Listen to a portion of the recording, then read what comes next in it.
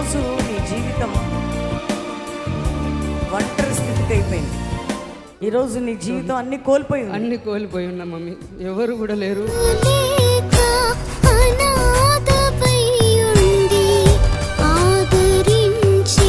ఈరోజు అందరు కోల్పోయాం, అన్ని కోల్పోయాను మమ్మీ.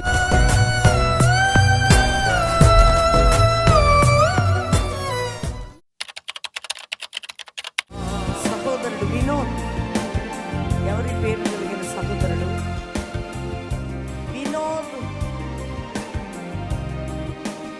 ఈరోజు నీ జీవితం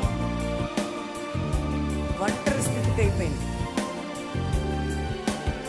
మనుషులు, స్నేహితులు, ఆప్తులు, బంధువులు అనేకులని సంపాదించుకున్నాను అనుకున్నావు, కానీ అందరూ వదిలిపెట్టారు. ఎందుకంటే ఒకప్పుడున్న నీ ఆర్థిక స్థితి, ఒకప్పుడు నీ యొక్క ఉన్నత స్థితి మారిపోయింది. ఈరోజు చాలామందిని నిందిస్తున్నారు, నీవు నీ జీవితాన్ని నువ్వే పాడు చేసుకున్నావు, నీకు ఇది సంభవించింది అని అనేక మంది నీ గురించి మాట్లాడుతూ నిన్ను చిన్న చూపు చూస్తూ నీ హృదయాన్ని గాయపరుస్తూ, దేవుడితో నేను ఉన్న బంధము లేదు నాకు, మనుషులందరూ నాకు దూరం అయ్యారు అని ఒక నిర్లిప్తత, ఒక డిప్రెషన్, ఒక కృంగుదల. దేవుడు నాతో మాట్లాడతాడా? నా తప్పు వలనే నా జీవితం ఎట్లయిపోయింది, దేవుడు నన్ను క్షమిస్తాడా అని ఒక నిరాశలో ఉన్నావు సహోదరుడా. నువ్వు వెంటనే ఇమ్మీడియట్గా నీ పేరు చూపిస్తే దేవుడు నీతో మాట్లాడబోతున్నాడు. ఎవరా? వినోద్ సహోదరుడు. ప్రభు పేరు పెట్టి పిలుస్తున్నప్పుడు ఒక్క నిమిషం నువ్వు లేట్ చేయదు. మమ్మీ నన్ను పేరు పెట్టి పిలిచింది. వినోద్.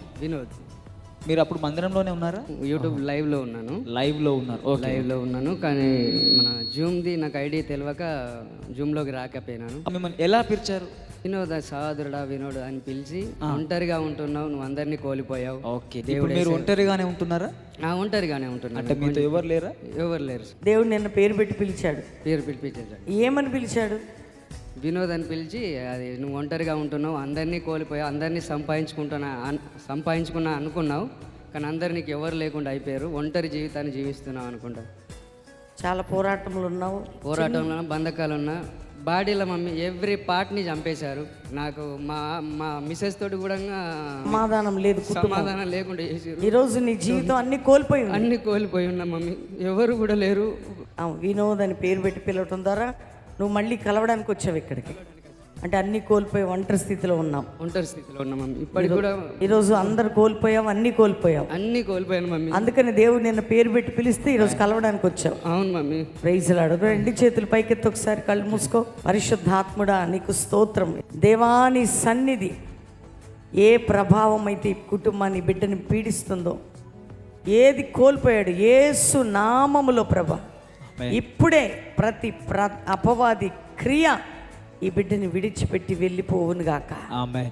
ఇప్పుడే పరిశుద్ధాత్ముడను తాకయ్యా. ఇప్పుడే ఆమేన్. ఆ కీళ్లలో, ఆ చీకటి, ఆ నరాల్లో ఆ కట్లు తెగిపోవలేస్తున్నాము. ఆమేన్.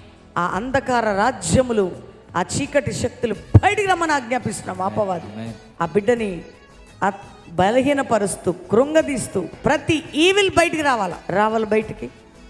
ఆ కుమారుణ్ణి ఎంత కాలం నుంచి పీడించావు, అపవాది ఒంటరివాడిగా చేశావు.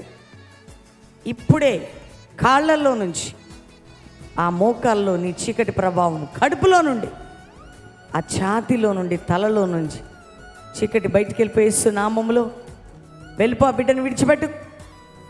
జీవితాన్ని పీడిస్తున్న దుష్ట శక్తి బయటికి పోయేస్తు నామములు పూర్తిగా వెళ్ళిపోయి తన జీవితం, దేవా నీ కృప, నీ కనికరమైన నెత్తి పట్టిందయ్యా, నీ అద్భుతమైన లేవనెత్తిందయ్యా.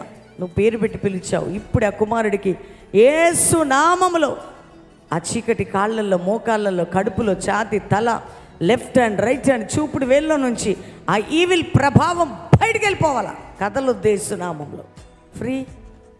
ఫ్రీ అయిపోవాలా. ఆ మనస్సు, బాడీ ఫ్రీ అయిపోవునుగాక యేసు నామములో. యేసు నామములో ఈ బిడ్డకు విడుదల నూతన కృప ఈ బిడ్డపై కుమ్మరించునుగాక. ఆమెన్. ఆమెన్. లేపండి. ఎట్లుందమ్మా? ఫ్రీ అయిపోయినాయమ్మా. ఫ్రీ అయిపోయింది. దేవునికి నమ్మకంగా ఉండు. దేవుడు దీవించును గాక. God bless you. Praise lord.